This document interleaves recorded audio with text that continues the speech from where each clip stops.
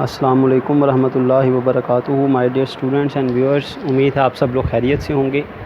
Students, जैसा कि आप जानते हैं कि हमने प्रीवियस लेक्चर में, कल के लेक्चर में अपोर्शनमेंट ऑफ फैक्ट्री ओवरहेड की डिस्ट्रीब्यूशन जो है इसके हवाले से डिस्कस किया था कि फैक्ट्री ओवरहेड को डिस्ट्रीब्यूट किया जाता है क्योंकि फैक्ट्री ओवरहेड के जो एक्सपेंसेस होते हैं usually these are joint expenses, combined expenses होते हैं। Most of the factory overhead cost is joint cost. Joint cost mean कि आपकी ऑर्गेनाइजेशन के डिफरेंट डिपार्टमेंट्स होते हैं, say department A, department B, department C and department D. तो joint cost का मतलब है ऐसी कॉस्ट है जो कलेक्टिवली पे की जाती है, तो उसे हर डिपार्टमेंट में आपने डिवाइड करना होता है, अपोर्शन करना होता है। फॉर एग्ज़ाम्पल, जैसे हमने एग्ज़ाम्पल ली किया, फॉर एग्ज़ाम्पल आपकी FOH की कॉस्ट है 2,50,000, तो हमने इसको क्या करना है जी, इसको A, B, C और D में डिवाइड करना है कि डिपार्टमेंट A की कॉस्ट कितनी है, B की कितनी है, C की कितनी है और D की कितनी है। अब उसके लिए हमें क्या करना पड़ेगा, सबसे पहले जैसे हमने कल के लेक्चर में डिस्कस किया कि हमें पहले देखना पड़ेगा कि ये FOH एक्सपेंस जो हैं, अगर ये 2,50,000 के हैं तो इनकी क्या कैटेगरीज़ हैं, मतलब FOH में कौन कौन से एक्सपेंस हैं। 2,50,000 कैसे आया, तो हमें पता चला भाई कि एक एक्सपेंस है रेंट का, रेंट ऑफ फैक्ट्री बिल्डिंग का, इसमें एक एक्सपेंस है रिपेयर्स का, एक एक्सपेंस है डेप्रिसिएशन का, डेप्रिसिएशन ऑफ मशीनरी का, देन हमारे पास इलेक्ट्रिसिटी का एक्सपेंस है,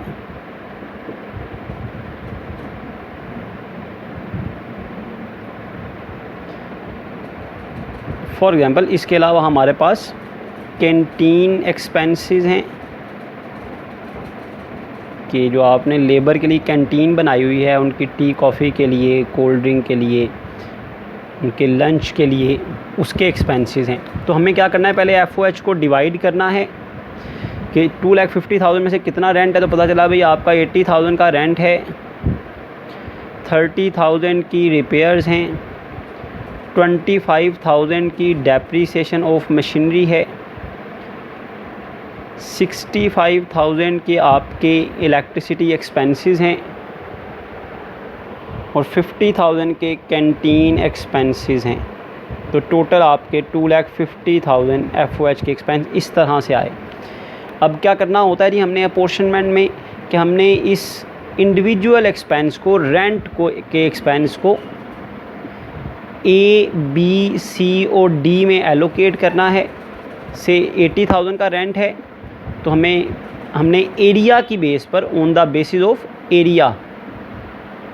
एरिया की बुनियाद पर हमने देखा कि A, B, C और D के हिस्से में कितना कितना रेंट आएगा। तो पता चला भी इस 80,000 के रेंट में से जो 30,000 का रेंट है वो A के पोर्शन में, क्योंकि A ने एरिया जो है वो ज़्यादा कवर किया हुआ है। 20,000 का रेंट जो है वो B के पोर्शन में और 15,000 का रेंट जो है वो D के हिस्से में। C और D जो है इसका एरिया सेम होगा। देन रिपेयर्स का एक्सपेंस 30,000 का है, इसको हमने एलोकेट करना है। कल हमने पढ़ा था कि रिपेयर्स जो हैं ये नॉर्मली मशीन और हर डिपार्टमेंट में कितनी कितनी मशीन और वर्क किया है उस लिहाज से डिवाइड होते हैं। तो 30,000 की रिपेयर है, हमें पता चला भाई डिपार्टमेंट A में मशीन ने कितनी देर काम किया, तो सिर्फ 5,000 का रिपेयर का एक्सपेंस इसके पोर्शन में आ गया। 15,000 का रिपेयर्स का एक्सपेंस B के पोर्शन में, 2,500 का C के हिस्से में और 7,500 का, फॉर एग्ज़ाम्पल मैंने एग्ज़ाम्पल ले रहा हूँ कि 30,000 का रेंट था, इस तरह से ये A, B और C और D में अप्लाई हो गया, डिवाइड हो गया on the basis of machine. और हर एक्सपेंस को उसकी सेपरेट बेस पर हम जो है वो एलोकेट कर रहे हैं। इसी तरह से डेप्रिसिएशन का एक्सपेंस है। ये हमने कहा जी वैल्यू ऑफ मशीन, हर डिपार्टमेंट में जितनी जितनी मालियत की मशीन है उसकी बेस पर एलोकेट होना है, तो वैल्यू ऑफ मशीन हमें देखनी पड़ेगी हर डिपार्टमेंट की। जब हमने हर डिपार्टमेंट की वैल्यू ऑफ मशीन देखी तो हमें पता चला भी कि डिपार्टमेंट ए में जो मशीन है उसकी मालियत के हिसाब से टोटल 25,000 की डेप्रिसिएशन है ना, तो 25,000 में से 3,000 इसके हिस्से में आ गया, 10,000 इसके हिस्से में आ गया, 7,000 इसके हिस्से में आ गया और 5,000 जो है वो इसके हिस्से में आ गया। इस तरह ये 25,000 हमने एलोकेट कर दिया। तो this is called apportionment of factory overhead. इसी तरह हम इलेक्ट्रिसिटी को, फिर कैंटीन एक्सपेंसेस को अपोर्शन कर देते हैं। तो इसको हम कहते हैं ये एक्टिविटी बेस्ड कॉस्टिंग है। ये क्यों? क्योंकि हमने हर एक्सपेंस को डिफरेंट बेस पर अपोर्शन किया, जिसकी वजह से वो था ऑन द बेसिस ऑफ, कल भी मैंने बताया था, suitable cost drivers. Suitable cost driver की बुनियाद पर हमने एलोकेट कर दिया हर एक्सपेंस को। तो this is called apportionment of factory overhead और डिस्ट्रीब्यूशन ऑफ फैक्ट्री ओवरहेड, जो कि हमने कल डिस्कस की थी कि हर एफओएच के एक्सपेंसेस को पहले तो आपको क्या करना है, डिवाइड करना भी एफओएच के एक्सपेंस है कौन से। फिर हमने हर एक्सपेंस को एक रीज़नेबल बेस ड्राइवर की बुनियाद पर एलोकेट करते हैं। इसी तरह हम इलेक्ट्रिसिटी को कर लेंगे और कैंटीन एक्सपेंसेस को कर लेंगे। तो डिपार्टमेंट ए, बी, सी और डी में क्या हो जाएगी, एफओएच की कॉस्ट जो है वो डिवाइड हो जाएगी। रैदर दैन कि हम 2,50,000 को अपोर्शन करते एक ही बुनियाद पर, वो ट्रेडिशनल मेथड था, ओल्ड मेथड था कि हम 2,50,000 को ए, बी और सी में डिवाइड कर देते। तो हमने क्या किया, पहले 2,50,000 में देखा कि ये 2,50,000 में एक्सपेंस कौन कौन से हैं।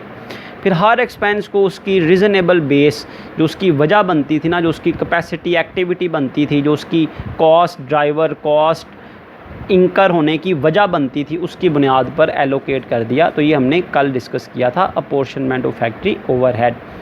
Let's move to the today's topic, that is primary apportionment and secondary apportionment.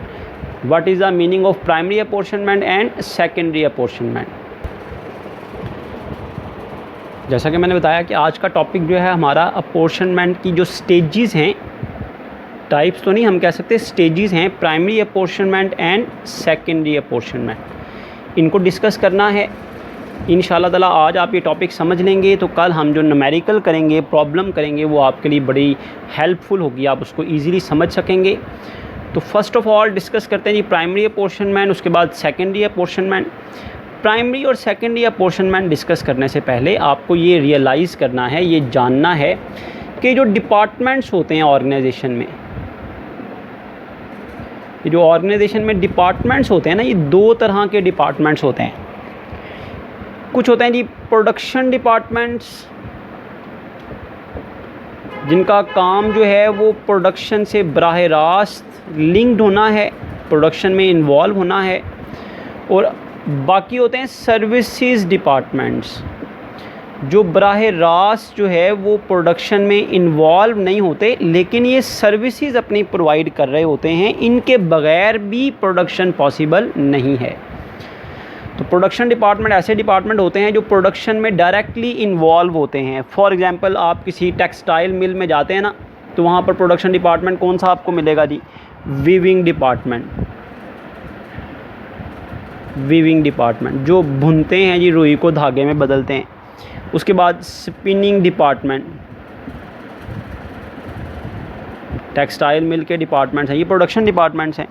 फिर इसी तरह किसी और ऑर्गेनाइजेशन में आप चले जाएं जहाँ पर जो है वो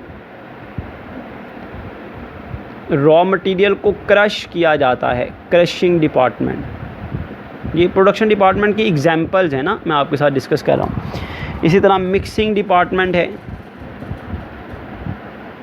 ये प्रोडक्शन डिपार्टमेंट्स होते हैं। इसी तरह किसी और ऑर्गेनाइजेशन में जाते हैं, वहाँ पर जी कटिंग डिपार्टमेंट है जी। तो ये जो नाम मैं ले रहा हूँ इनके फंक्शंस के लिहाज से ये प्रोडक्शन डिपार्टमेंट्स हैं। इसी तरह असेंबलिंग डिपार्टमेंट हो गया, एंड सो ऑन। ये टाइप्स ऑफ प्रोडक्शन डिपार्टमेंट्स हैं जो प्रोडक्शन में डायरेक्टली इन्वॉल्व होते हैं। इंडस्ट्री टू इंडस्ट्री वेरी करता है कि उनके डिपार्टमेंट्स के क्या नाम हैं। अब सर्विसेज डिपार्टमेंट के नाम मतलब एग्जांपल्स कौन सी हैं, सर्विसेज डिपार्टमेंट कौन से होते हैं जो एक ही ऑर्गेनाइजेशन में कुछ डिपार्टमेंट प्रोडक्शन में इन्वॉल्व होते हैं, कुछ डिपार्टमेंट सर्विसेज में इन्वॉल्व होते हैं, जैसे परचेजिंग डिपार्टमेंट। अब परचेजिंग डिपार्टमेंट का काम चीज़ें बनाना नहीं बल्कि इनका काम है प्रोडक्शन डिपार्टमेंट्स के लिए मटेरियल को ख़रीदना। तो ये प्रोडक्शन में तो इन्वॉल्व ना हुआ परचेजिंग डिपार्टमेंट। इसने क्या किया, वीविंग डिपार्टमेंट को जो मटेरियल चाहिए चाहे वो डायरेक्ट है या इनडायरेक्ट वो अरेंज करके दिया। स्पिनिंग डिपार्टमेंट को जो डायरेक्ट और इनडायरेक्ट मटेरियल चाहिए है वो ख़रीद कर दिया। इसी तरह क्रशिंग डिपार्टमेंट को, मिक्सिंग डिपार्टमेंट को। तो ये परचेजिंग डिपार्टमेंट कौन से हैं, परचेजिंग डिपार्टमेंट कौन सा है, ये जो सर्विसेज प्रोवाइड करता है प्रोडक्शन डिपार्टमेंट्स को। इसी तरह स्टोर्स डिपार्टमेंट, मटीरियल डिपार्टमेंट इसको कहते हैं, या आप इसको स्टोर्स अगर आप गोडाउन को ले लें, वैसे तो स्टोर्स मटेरियल के लिए लफ्ज़ इस्तेमाल होता है, जो गोडाउन्स होते हैं। अब ये गोडाउन्स जो हैं या आपके जो गोडाउन्स हैं, स्टोर रूम्स हैं, इन पर स्टॉक को मेंटेन करके रखना, संभाल के रखना, प्रॉपर तरीके से रखना, उनकी मेंटेनेंस करना, ये स्टोर्स डिपार्टमेंट का काम होता है। तो स्टोर्स डिपार्टमेंट प्रोडक्शन में तो इन्वॉल्व ना हुआ, लेकिन वो इन डिपार्टमेंट्स के लिए स्टोर करके रखता है, चीज़ों को संभाल के रखता है, गोडाउन्स में रखता है। इसी तरह लेबर वेलफेयर डिपार्टमेंट है जो लेबर की वेलफेयर का काम कर रहे होते हैं। ये भी एक प्रोडक्शन जो डिपार्टमेंट्स हैं उनमें जो आपकी ऑर्गेनाइजेशन है, मैन्युफैक्चरिंग बिजनेस है, एक मैन्युफैक्चरिंग बिजनेस है, एक फैक्ट्री है, उसका ये डिपार्टमेंट होता है जो लेबर की वेलफेयर के लिए काम कर रहे होते हैं।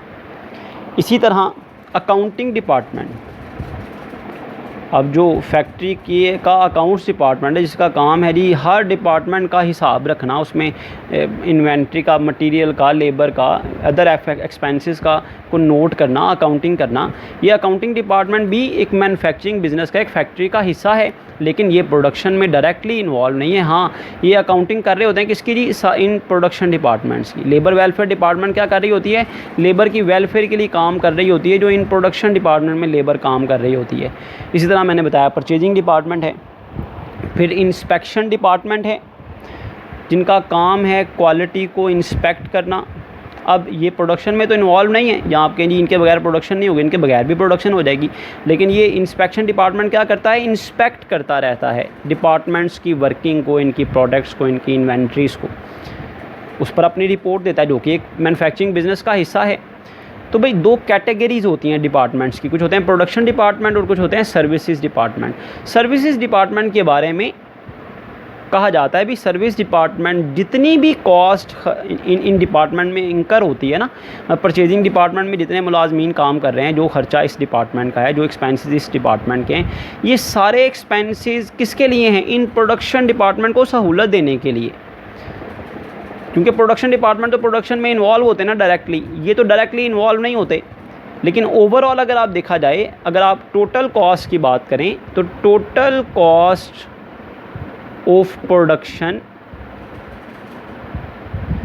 टोटल कॉस्ट ऑफ प्रोडक्शन में प्रोडक्शन डिपार्टमेंट्स की कॉस्ट भी आती है और सर्विसेज डिपार्टमेंट की कॉस्ट भी आती है, दोनों तरह के डिपार्टमेंट्स की कॉस्ट आती है। लेकिन एक्चुअली ये जो सर्विसेज डिपार्टमेंट हैं ये तो डिपेंडेंट हैं, ये तो सर्विसेज प्रोवाइड कर रहे हैं प्रोडक्शन डिपार्टमेंट्स को, इनकी अपनी तो कॉस्ट नहीं है ना। ये अपनी कॉस्ट किस वजह से है, क्योंकि इन्होंने सर्विस प्रोवाइड करनी होती है, इन्होंने मटेरियल ख़रीदना होता है, स्टोर्स की सर्विसेज इन डिपार्टमेंट्स को प्रोवाइड करनी है। तो एक्चुअली तो प्रोडक्शन में ये वाला डिपार्टमेंट इन्वॉल्व है ना। तो बहरहाल दो तरह की कैटेगरीज़ हैं जी डिपार्टमेंट्स की। इन्हीं की बुनियाद पर हमने प्राइमरी और सेकेंडरी अपॉर्शनमेंट को अंडरस्टैंड करना है। उम्मीद है आपने इसको अभी तक जो मैंने डिस्कस किया उसको अंडरस्टैंड किया होगा। नेक्स्ट मूव करते हैं जी, प्राइमरी अपॉर्शनमेंट को पहले डिस्कस करते हैं जी, उसके बाद सेकेंडरी अपॉर्शनमेंट को। देखें जी, सपोज़ कि एक मैन्युफैक्चरिंग बिजनेस है, एक मैन्युफैक्चरिंग इंडस्ट्री है, एक बिज़नेस है मैन्युफैक्चरिंग इंडस्ट्री का। उसमें 3 डिपार्टमेंट हैं, डिपार्टमेंट ए, डिपार्टमेंट बी और डिपार्टमेंट सी।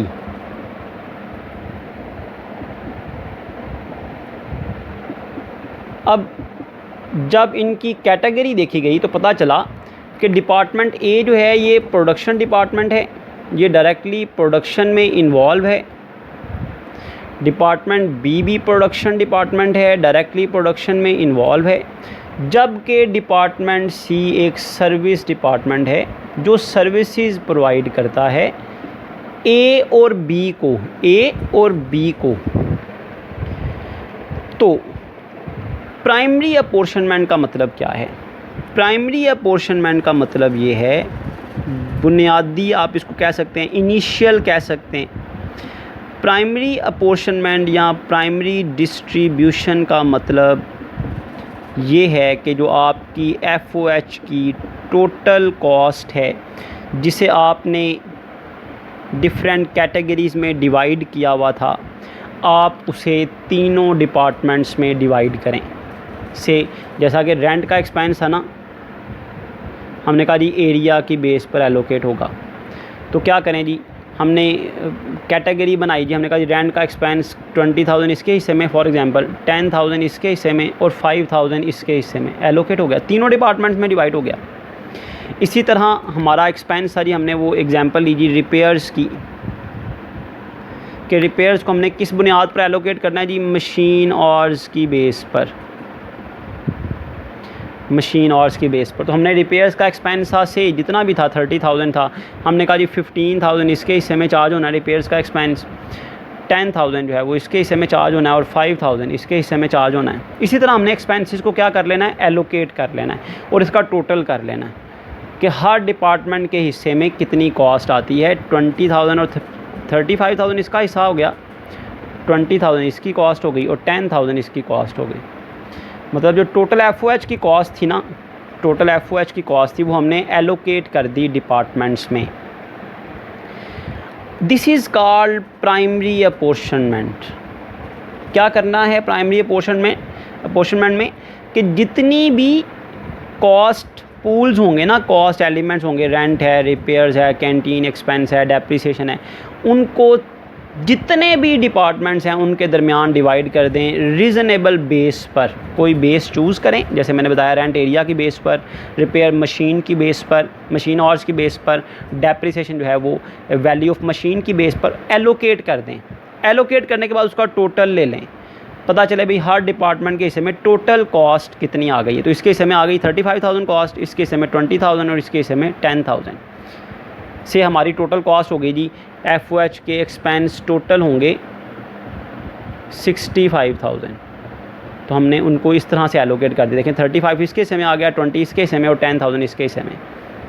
अपॉर्शनमेंट के लिए हमने क्या किया, हर एक्सपेंस पहले देखा भाई FOH में कितने एक्सपेंस हैं, उनको पहले डिवाइड किया कि रेंट और रिपेयर्स का एक्सपेंस है। रेंट की बेस हमने रखी एरिया, उसकी बुनियाद पर एलोकेशन की। रिपेयर्स की हमने बेस रखी मशीन और उसकी बेस पर एलोकेट कर दिया। तो ये हमने कर दी जी प्राइमरी अपॉर्शनमेंट। क्या मतलब हुआ जी प्राइमरी अपॉर्शनमेंट का, कि जो आपके FOH के एक्सपेंस होंगे उनको कैटेगराइज़ करें पहले कि वो उसमें से रेंट कितना है, रिपेयर्स कितनी हैं, या मशीनरी का की डेप्रिसिएशन कितनी है, कैंटीन एक्सपेंस कितने, जो भी एक्सपेंस की कैटेगरी है उसमें डिवाइड करें, फिर उनको सारे डिपार्टमेंट्स में तकसीम कर दें। ये हो गई प्राइमरी अपॉर्शनमेंट। क्लियर है जी। अब सेकेंडरी अपॉर्शनमेंट क्या है जी, ये तो थी प्राइमरी अपॉर्शनमेंट कि आपने क्या किया जी, कॉस्ट को एलोकेट कर दिया अमंग डिपार्टमेंट्स, डिपार्टमेंट के दरमियान आपने कॉस्ट को डिवाइड कर दिया। अब सेकेंडरी अपॉर्शनमेंट किसे कहते हैं जी, जब प्राइमरी अपॉर्शनमेंट होगी तो फिर ही सेकेंडरी अपॉर्शनमेंट करना मुमकिन होगी। जब तक प्राइमरी अपॉर्शनमेंट नहीं होगी तब तक सेकेंडरी अपॉर्शनमेंट नहीं हो सकती। तो सेकेंडरी अपॉर्शनमेंट क्या है कि आपने जैसे डिस्कस किया कि प्रोडक्शन में तो ये डिपार्टमेंट्स इन्वॉल्व है ना, ये सर्विस डिपार्टमेंट तो सर्विस प्रोवाइड कर रहा होता है ए और बी को सर्विस प्रोवाइड कर रहा है।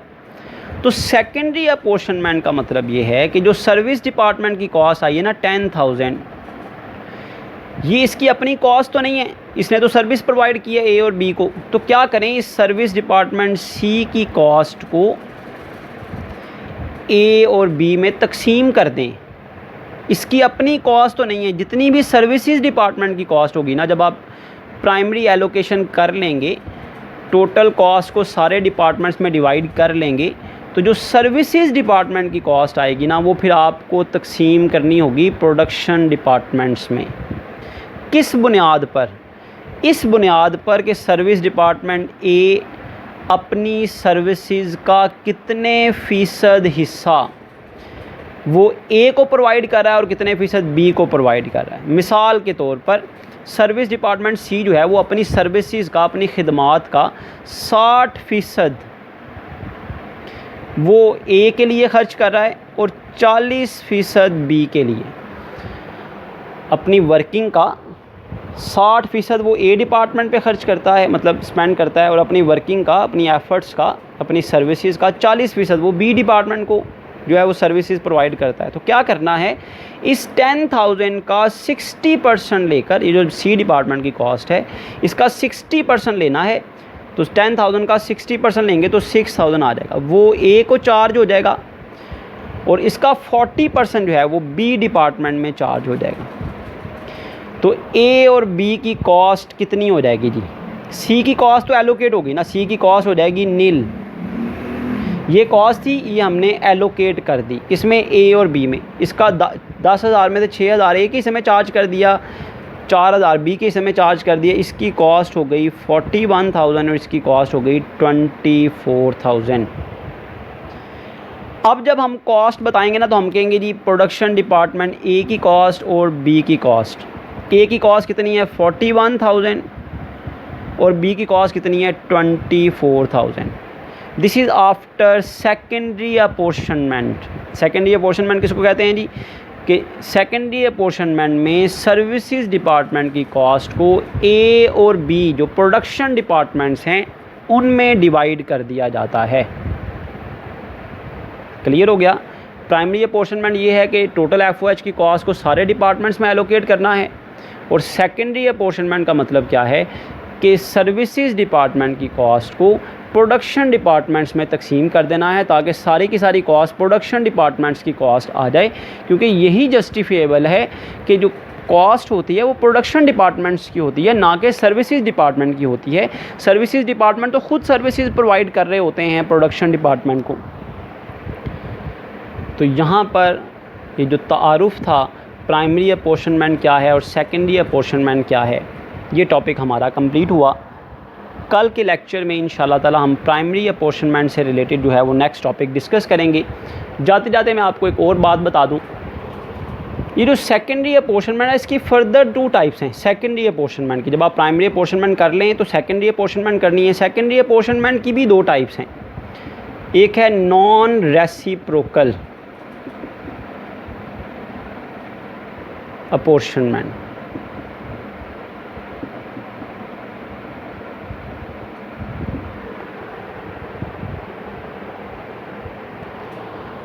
और एक है रेसिप्रोकल अपोर्शनमेंट।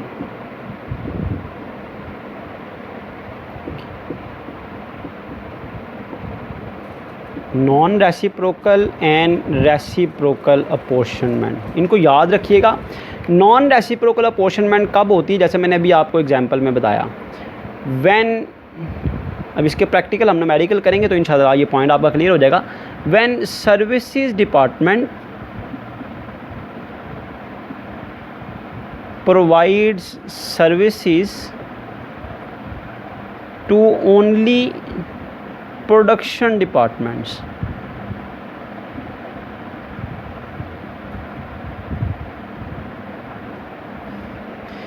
जब सर्विसेज डिपार्टमेंट जो है वो सिर्फ़ और सिर्फ प्रोडक्शन डिपार्टमेंट्स को सर्विसेज प्रोवाइड कर रहे हों तो इसको हम कहते हैं ये नॉन रेसिप्रोकल है। मैं अभी इसकी प्रैक्टिकल एग्जांपल भी आपको बताता हूँ। जबकि रेसिप्रोकल अपोर्शनमेंट का मतलब ये है when services department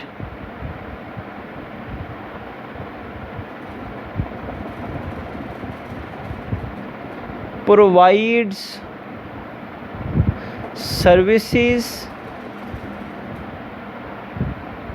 to each other, provide services to the production as well as other services department. तो नॉन रेसिप्रोकल का मतलब हुआ जब सर्विस डिपार्टमेंट सिर्फ सर्विस प्रोवाइड कर रहा होगा किसको, प्रोडक्शन डिपार्टमेंट को। जबकि रेसिप्रोकल अपॉर्शनमेंट कब होगी, जब सर्विसेज डिपार्टमेंट जो हैं वो सर्विसेज प्रोवाइड कर रहे होंगे ना सिर्फ प्रोडक्शन डिपार्टमेंट्स को बल्कि सर्विसेज डिपार्टमेंट को भी। इसको मैं आपको प्रैक्टिकली समझाता हूँ। नॉन रेसिप्रोकल क्या है, for example there are 4 departments,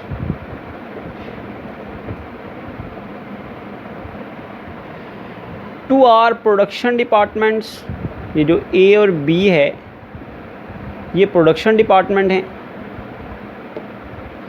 और सी और डी जो हैं ये से सर्विसेज डिपार्टमेंट है।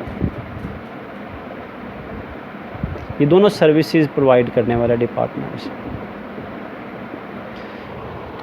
तो सबसे पहले तो आपने क्या करना है जी, प्राइमरी अपॉर्शनमेंट। तो कॉस्ट आफ्टर प्राइमरी अपॉर्शनमेंट, पहले तो आपने क्या करना है, कॉस्ट को एलोकेट करना है।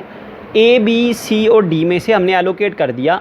ए के हिस्से में आ गई 50,000 की कॉस्ट, बी के हिस्से में फॉर एग्जांपल आ गई 40,000 की कॉस्ट, सी के हिस्से में कॉस्ट आ गई 30,000 और डी के हिस्से में कॉस्ट आ गई 20,000। हमने टोटल कॉस्ट को इस तरह से एलोकेट कर दिया, 1,40,000 की कॉस्ट को ए बी सी और डी में एलोकेट कर दिया। अब हमने क्या करना है, सेकेंडरी अपॉर्शनमेंट। तो उसके लिए हमें सेकेंडरी अपॉर्शनमेंट का मेथड देखना पड़ेगा कि सेकेंडरी अपॉर्शनमेंट का कौन सा मेथड है। तो देखिए मैंने जैसे अभी आपको बताया कि सेकेंडरी अपॉर्शनमेंट जो है वो 2 तरह से होती है, एक रेसिप्रोकल और एक नॉन रेसिप्रोकल। नॉन रेसिप्रोकल कब होगी कि लिखा होगा कि सर्विस डिपार्टमेंट अपनी सर्विसेज का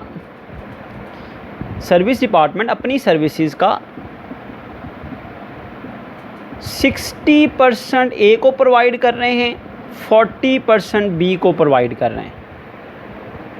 सर्विस डिपार्टमेंट सी सिर्फ सर्विस किसको प्रोवाइड कर रहा है, प्रोडक्शन डिपार्टमेंट को। इसी तरह डिपार्टमेंट डी के बारे में लिखा होगा कि डिपार्टमेंट डी जो है वो अपनी सर्विसेज का 50% ए को प्रोवाइड कर रहा है और 50% बी को प्रोवाइड कर रहा है। इसका मतलब ही हुआ ये जो सर्विसेज डिपार्टमेंट हैं they are only providing services to the production departments. जैसे कि 30,000 का 60%, 18,000, 30,000 को हमने एलोकेट कर दिया किसके दरमियान, ए और बी के दरमियान। किस रेशो से, जिस रेशो से इसने सर्विसेज प्रोवाइड की हैं। 60% ए के हिस्से में, 40% बी के हिस्से में। 40% दिया तो आ गया 12,000। सेकेंडरी अपॉर्शनमेंट है ना, सेकेंडरी अपॉर्शनमेंट है। अब सेकेंडरी अपॉर्शनमेंट हमने सी डिपार्टमेंट की कर दी। सी डिपार्टमेंट की कॉस्ट को हमने क्या कर दिया, नील कर दिया, ज़ीरो कर दिया ना। इसकी सर्विस डिपार्टमेंट की कॉस्ट को किस में डिवाइड कर दिया, प्रोडक्शन डिपार्टमेंट्स में। यही सेकेंडरी अपॉर्शनमेंट है। फिर डी डिपार्टमेंट की बारी आई तो डी डिपार्टमेंट की कॉस्ट है 20,000। उसके बारे में लिखा हुआ था जी डी डिपार्टमेंट अपनी सर्विसेज का 50% ए को प्रोवाइड कर रहा है, 50% डी को। तो 50% 20,000 का लेंगे, वो भी 10,000 आ गया। 50% बी डिपार्टमेंट को, वो भी 10,000 आ गया। तो ये दोनों डिपार्टमेंट, सर्विसेज डिपार्टमेंट की कॉस्ट नील हो गई, एलोकेट हो गई किसमें, ए और बी में। और ए और बी की कॉस्ट कितनी आ गई, इसका आप टोटल कर लें, ये आ जाएगी 78,000। इसका टोटल करेंगे तो ये आएगा 62,000। तो हमने सर्विसेज डिपार्टमेंट की कॉस्ट को एलोकेट कर दिया ए और बी में। ये सेकेंडरी अपॉर्शनमेंट थी। लेकिन इसमें इशू ये था कि देखें सर्विसेज डिपार्टमेंट सिर्फ सर्विस किसे प्रोवाइड करें, ए और बी को। तो हमने एक बार सर्विस डिपार्टमेंट सी की कॉस्ट को एलोकेट किया और एक बार सर्विस डिपार्टमेंट डी की कॉस्ट को एलोकेट किया। इसे हम कहते हैं नॉन रेसिप्रोकल। हमें बार बार अपॉर्शनमेंट नहीं करनी पड़ी। ओके, ये नॉन रेसिप्रोकल। जब सर्विस डिपार्टमेंट सर्विस सिर्फ किसे प्रोवाइड कर रहे हों, ए और बी को, ए और बी को। अब आते हैं जी रेसिप्रोकल पर। रेसिप्रोकल अपॉर्शनमेंट को अब डिस्कस करते हैं जी। हमने वो ही अमाउंट ले ली जो पहले ली थी। रेसिप्रोकल का लफ्ज़ी मतलब है पे दर पे, बार बार। ऐसा कब होगा देखिए रेसिप्रोकल अपॉर्चनमेंट तब करनी पड़ेगी जब आपके मैन्युफैक्चरिंग बिज़नेस जो है उसकी नेचर इस किस्म की है कि जो सर्विसेज डिपार्टमेंट है ना, सर्विसेज डिपार्टमेंट, ये जैसा कि मैंने डेफिनेशन में बताया कि रेसिप्रोकल का मतलब ये है कि जो ना सिर्फ प्रोडक्शन डिपार्टमेंट को बल्कि अदर सर्विसेज डिपार्टमेंट को सर्विसेज भी प्रोवाइड कर रहे होते हैं। से सी डिपार्टमेंट जो है उसके बारे में कहा जाता है, जब आप स्टडी करते हैं ऑर्गेनाइजेशन में जो वर्किंग हो रही होती है, आप ऑपरेशंस को देखते हैं तो पता चलता है कि ये जो सर्विस डिपार्टमेंट सी है ना, ये अपनी कॉस्ट का 50% ए को प्रोवाइड कर रहा है, 40% बी को सर्विसेज प्रोवाइड कर रहा है, जबकि ये 10% डी को भी सर्विस दे रहा है। एक सर्विस डिपार्टमेंट दूसरे सर्विस डिपार्टमेंट को सर्विसेज भी दे रहा है। फॉर एग्जांपल, आपका डी डिपार्टमेंट होता है जी स्टोर रूम, एग्जांपल ले रहा हूँ मैं, स्टोर रूम। सी डिपार्टमेंट जो है वो आपका क्या है, transport department, internal transport department, जो फैक्ट्री के अंदर जो है गाड़ियाँ चलती हैं, छोटी छोटी गाड़ियाँ जो स्टोर रूम से माल उठाती हैं और फिर जो है वो फैक्ट्री में पहुंचाती हैं, फिर फैक्ट्री से जो अनयूज़ बचता है जो स्टोर रूम में पहुंचाती हैं। ये सी डिपार्टमेंट सर्विस डी डिपार्टमेंट को भी प्रोवाइड कर रहा है। इसी तरह ये जो डी डिपार्टमेंट है, इसने ट्रांसपोर्ट डिपार्टमेंट जो है ना, इंटरनल सर्विस डिपार्टमेंट है, उसकी भी जो गाड़ियाँ हैं ना, उनके स्पेयर पार्ट्स भी स्टोर किए हुए हैं। इसका मतलब हुआ डी डिपार्टमेंट भी सर्विसेज प्रोवाइड कर रहा है सी डिपार्टमेंट को। डी डिपार्टमेंट की सर्विसेज का 60% ए को, 20% बी को और 20% ही सी को प्रोवाइड किया जा रहा है। फॉलो कीजिएगा ज़रा बात। एक सी डिपार्टमेंट है सर्विस डिपार्टमेंट, ये ना सिर्फ प्रोडक्शन डिपार्टमेंट को सर्विस प्रोवाइड कर रहा है बल्कि दूसरे सर्विस डिपार्टमेंट को भी सर्विस प्रोवाइड कर रहा है। ये डी डिपार्टमेंट भी एक सर्विस डिपार्टमेंट है, ना ये सिर्फ प्रोडक्शन डिपार्टमेंट्स को सर्विसेज प्रोवाइड कर रहा है बल्कि डी डिपार्टमेंट, ये सर्विस डिपार्टमेंट ए को भी सर्विस दे रहा है, बी को भी दे रहा है, सी को भी दे रहा है। अब जब आप अपॉर्चनमेंट करेंगे सेकेंडरी अपॉर्चनमेंट, तो क्या इशू अराइज होगा देखिएगा ज़रा। हमें बार बार अपॉर्चनमेंट करनी पड़ेगी, रेसिप्रोकल, पे दर पे। सबसे पहले हम इसको एलोकेट करते हैं, ये सेकेंडरी अपॉर्चनमेंट है, सेकेंडरी अपॉर्चनमेंट याद रखिए, सेकेंडरी अपॉर्चनमेंट है। सी डिपार्टमेंट की कॉस्ट है 30,000, हम ये एलोकेट करने लगे हैं, माइनस में इसी वजह से क्योंकि ये डिवाइड करने लगे हैं। सी डिपार्टमेंट की कॉस्ट का 50% किसको चार्ज करना है, ए को। 30,000 का 50% लें, 15,000 आ गया। इसका 40% लें, 12,000 आ गया। 30,000 की ये जो कॉस्ट है, इसका 10% है वो डी डिपार्टमेंट के हिस्से में आ गया। ये तो नील हो गई, लेकिन जब हमने डी डिपार्टमेंट की कॉस्ट को एलोकेट करना था तो पता लगा डी डिपार्टमेंट की कॉस्ट कितनी हो गई है, 23,000। 20,000 ये, 3,000 वहाँ से आई सी डिपार्टमेंट से। 23,000 को अब एलोकेट करना है। जब हमने 23,000 को एलोकेट करना है तो किस तरह एलोकेट करना है, देखिए रेशो क्या लिखी हुई है डी डिपार्टमेंट की कॉस्ट को एलोकेट करने की। डी डिपार्टमेंट की कॉस्ट को एलोकेट करने की देखें रेशो लिखी हुई है कि डी डिपार्टमेंट अपनी सर्विसेज का 60% किसको दे रहा है, ए को। तो 23,000 का 60% ले लें, वो आएगा 13,800। 23,000 का 60% 13,800। 20% 4,600 वो इसके हिस्से में, और 20% किसके हिस्से में, सी के हिस्से में 4,600। हमने तो सी की कॉस्ट एलोकेट कर दी थी, सी के हिस्से में दोबारा 4,600 की कॉस्ट आ गई है। ये 30,000 की कॉस्ट तो हमने डिवाइड कर दी थी ए, बी और डी में। डी की 23,000 बन गई थी, 20,000 उसकी अपनी, 3,000 जो उसे सी की तरफ से मिली, 23,000 हो गई, हमने वो भी एलोकेट कर दी। तो सी की तो हमने नील की थी। सेकेंडरी अपॉर्चनमेंट का मतलब ही ये है। सेकेंडरी अपॉर्चनमेंट का मतलब क्या है कि सर्विस डिपार्टमेंट की कॉस्ट को ए और बी में तकसीम करें। तो हमने जब ए और बी में तकसीम करना था यहाँ पर, तो सी की कॉस्ट भी 4,600 आ, इसकी तो नील आ रही है इस टाइम। 20 और 3 23 थे ना, 23 को हमने एलोकेट कर दिया। यहाँ पे 30 और 30 हमने एलोकेट किया तो वो 0 आ गया, लेकिन 4600 दोबारा कॉस्ट आ गई। तो अब हमें क्या करना पड़ेगा, दोबारा अपोर्शनमेंट करनी पड़ेगी सी डिपार्टमेंट की कॉस्ट को जब तक ये 0 नहीं हो जाती। तो जब हम इस 4600 को एलोकेट करेंगे ताकि ये फिर नील हो जाए सी डिपार्टमेंट की कॉस्ट, तो इसका 4600 का सी डिपार्टमेंट की सर्विसेज का 50% किसको चार्ज करना है, ए को। सी डिपार्टमेंट की कॉस्ट 4600 आई ना न्यू कॉस्ट, उसका 50% किसको चार्ज करना है, ए को। 50% ले जी कितना आएगा 2300, वो ए को चार्ज हो गया। 40% किसको चार्ज करना है, बी को, वो आ गया 1840। 10% किसको चार्ज करना है, डी को, इसका 10% लेंगे तो 460 आ गया। लें जी दोबारा आ गई कॉस्ट, ये नील हुई है, अब फिर ये दोबारा आ गई है। भाई सेकेंडरी अपोर्शनमेंट का मतलब ही ये है कि सर्विस डिपार्टमेंट की कॉस्ट ए और बी में प्रोडक्शन डिपार्टमेंट में तकसीम कर दी जाए, ये 0 हो जानी चाहिए। लेकिन यहाँ क्योंकि एक दूसरे को सर्विसेज उन्होंने प्रोवाइड की हैं, जब भी हम एक को कॉस्ट को नील करते हैं दूसरे के हिस्से में आ जाती है। हम इसको रेसिप्रोकल का मतलब है दोबारा करेंगे, 460 को दोबारा एलोकेट करेंगे। डी डिपार्टमेंट की कॉस्ट है ना, इसको एलोकेट करें। डी डिपार्टमेंट की कॉस्ट का 60% किसको चार्ज करना है, ए डिपार्टमेंट को, तो वो आएगा 276। फिर इसका 20% किसको चार्ज करना है, बी डिपार्टमेंट को, वो आएगा 92।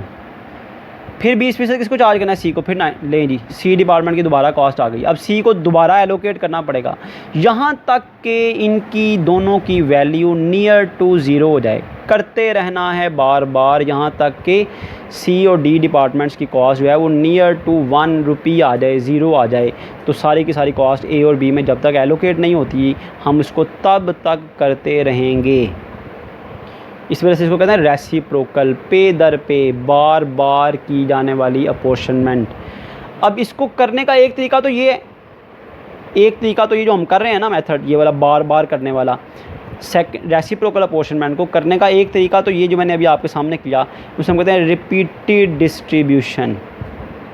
क्या, रिपीटेड डिस्ट्रीब्यूशन। ये हमने जो मेथड अडॉप्ट किया ना रेसिप्रोकल अपोर्शनमेंट का, वो है रिपीटेड डिस्ट्रीब्यूशन। इसका दूसरा मेथड भी हम करेंगे, that is algebraic method. Reciprocal apportionment को करने का दूसरा तरीका अलजेब्रिक मेथड। एक तो ये हो गया ना बार बार अपोर्शनमेंट करना, रेसिप्रोकल बार बार करना, उसको कहते हैं रिपीटेड डिस्ट्रीब्यूशन मेथड। इसका एक दूसरा तरीका भी है, इक्वेशन मेथड भी इसको कहते हैं, या अलजेब्रिक मेथड इसको कहते हैं। तो इंशाल्लाह ताला जब हम न्यूमेरिकल स्टार्ट करेंगे तब हम इसको डिस्कस करेंगे। यहाँ पर मैं अपना लेक्चर जो है वो आज का लेक्चर वाइंड अप करता हूँ। अल्लाह ताला हम सबको अपने जो अमान में रखें। जज़ाकुमुल्लाह खैर।